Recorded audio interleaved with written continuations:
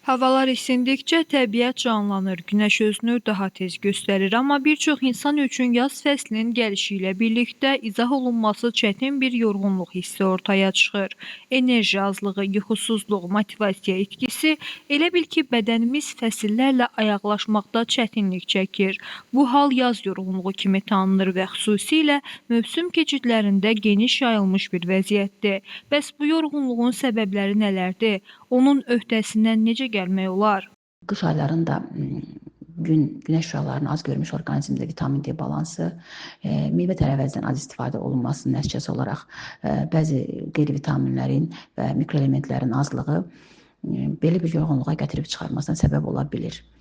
Eyni zamanda hava mühitinin dəyişməsi, soyuq temperaturdan qismən ilıq sərin temperatura keçmə, bədən hərarətində olan bu dəyişiklik orqanizmdə bir çox dəyişikliklərə səbəb olur. Həm də yanaşı olaraq meteohəssas insanların hava şəraitində olan dəyişikliklərə daha tez reaksiya verməsində misal göstərə bilərik. Həkim terapevt Fərqanə Səfərli qeyd edib ki, yaz aylarında havada maqnit dalğalarının çoxluğu da üstünlük təşkil edir ki, bu da ürək xəstəliyi olan insanlarda özünü daha çox büruzə verir.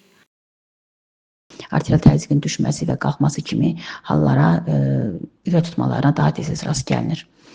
Bu səbəbləri, ümumiyyətlə bu problemləri, xroniki xəstələrdə bu özünü ayrıca büruzə versə də, praktik sağlam insanlarda da bir narahatçılıq yaradır. Əsasən bunlarda əzələ ağrıları, oynaq ağrıları, ümumi halsızlıq, yuxululuq və yaxud da əksinə daha çox yuxululuqla yanaşı eyni zamanda gecə yuxusuzluğu, halsızlıq kimi hallar ortaya çıxır.